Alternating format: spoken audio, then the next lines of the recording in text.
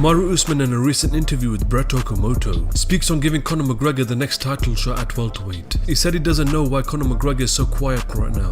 And this is, we're about making history here. He's saying that he's the pound for pound greatest of all time across 3 divisions.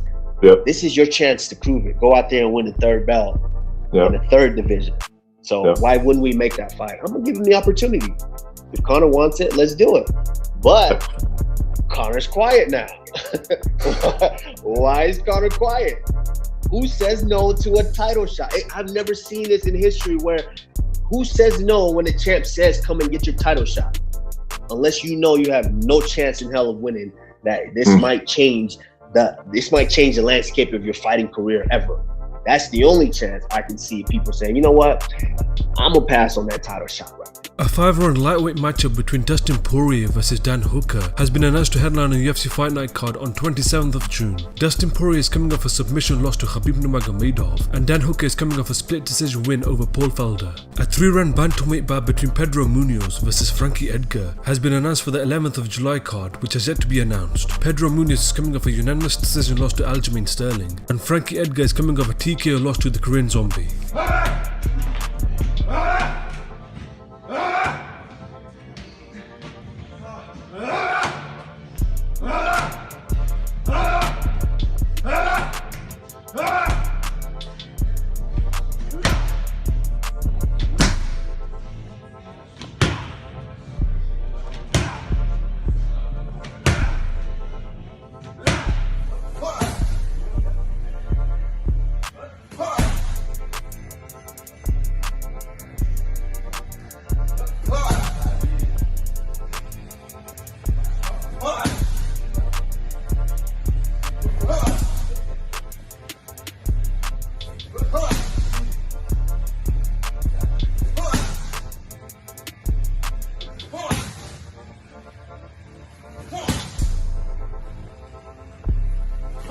And Ben Askren gives his thoughts on who the greatest fighter of all time is. In my opinion, 7 people who were in contention for that title, and I think that there is definitely not one clear answer whatsoever. So guys that do not make the top 7, but are kind of right outside that for me. Fedor, and I said, you know, I think a lot of people would actually put him a little higher on the list, but for me,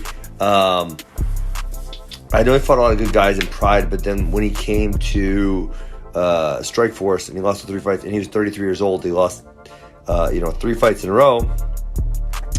That knocked him way down the list for me. BJ Penn, awesome career, 2-division champion, and then again, and this could be said for a few people, but later in his career, he stuck around for way too long, had a gigantic amount of losses. That was not good for his legacy.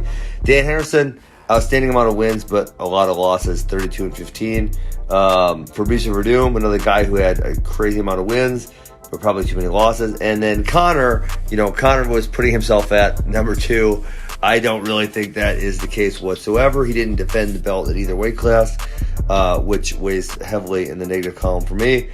He got dominated by Khabib. He did not win any one of those rounds. And then the last thing... And then the last thing would be that, obviously, he lost to Nate Diaz, who is not all that highly ranked. Okay, so the 7 that I think are, in fact, in contention. Oh, I lied. Fedor was in my top 7. I messed with you guys. Demetrius Johnson, John Jones, Daniel Cormier, Henry Cejudo, Aaron Silva, GSP, and Fedor. So I already mentioned why Fedor falls down my list a little bit for you. So let's go through everybody else. So I would say, if we're going to talk real number 1s, and like I said, any of these guys can be number 1, but real number 1s, I think there's 2 guys that are considered. Khabib, undefeated.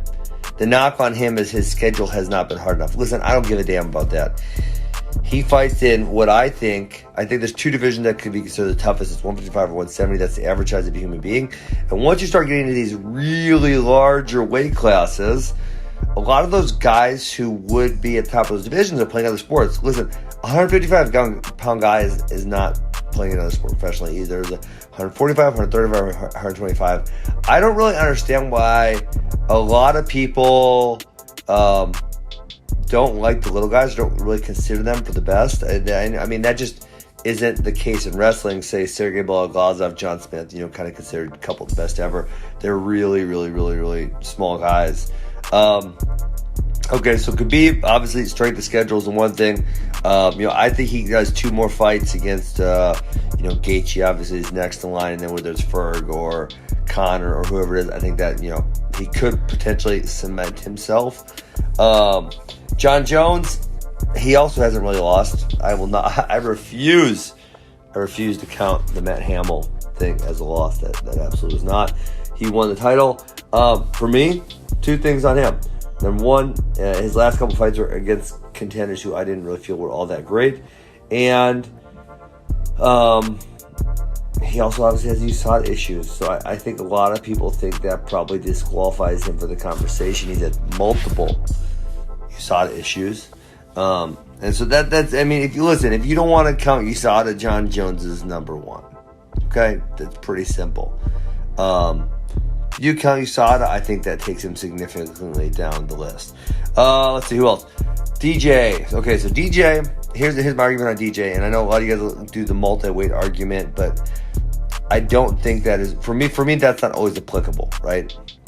Because some people grow, for example, say Manny Pacquiao, because like Manny Pacquiao, he grew. He started at a really, really, really light weight class and just grew and grew and grew and grew, and so he won like 89 titles or some bullshit.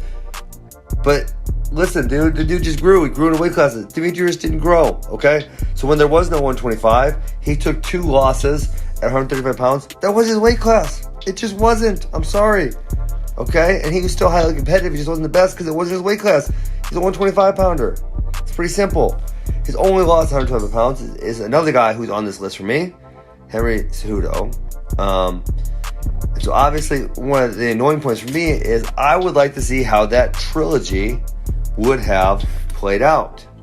Okay, because if we get the 3rd fight with them, that would be significantly better for us to be able to determine who the GOAT is. Especially, obviously the GOAT at 125 is absolutely one of those 2. So I think there's a good argument to be made for both of them. Okay, so Henry, what are the knocks on Henry? Well, the knocks on Henry, obviously he has the loss to Demetrius, and he also has the loss to Joe Benavidez. Positives? Well, he won the belt at 2 different weight classes. He defended it at both of those weight classes. Although, let's see, at 135 he only defended once. And at 125 he also only defended it once. Okay, so, yeah, okay. Okay, Anderson. Anderson. This man won 16 fights in a row. Okay, he won 13 title fights in a row. That's freaking outstanding. I think maybe if you, cut him off right at the end of his run there, maybe he could be considered the greatest. I think that's definitely potential. But he has been 2-6 since. He got popped for steroids, which then leads you to ask the question, was he doing those earlier while he was on his title run? He said it was because he's old and he was hurt or something, but, could be an excuse, obviously. GSP, obviously he has the loss to Sarah and Hughes. And so GSP has the loss to Matt Serra. He had the loss to Matt Hughes. He gets big, obviously some people think he lost to Johnny Hendricks. I had scored 3-2 GSP, but obviously I definitely see where people went Hendricks' way. I 100% see that.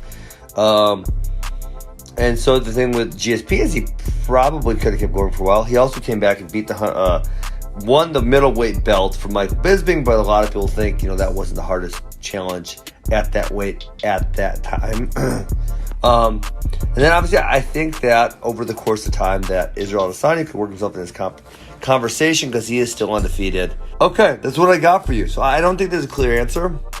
I think the 2 leading candidates are both Khabib and John Jones. I think those are probably the best bets for being the actual GOAT. But I really legitimately, everyone I listed, I think has a legitimate argument at saying, I am the GOAT and this is why. And I kind of outlined the positive and negatives to everyone's arguments.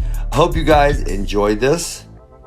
That's it for me tonight. I was on this twice today. Peace.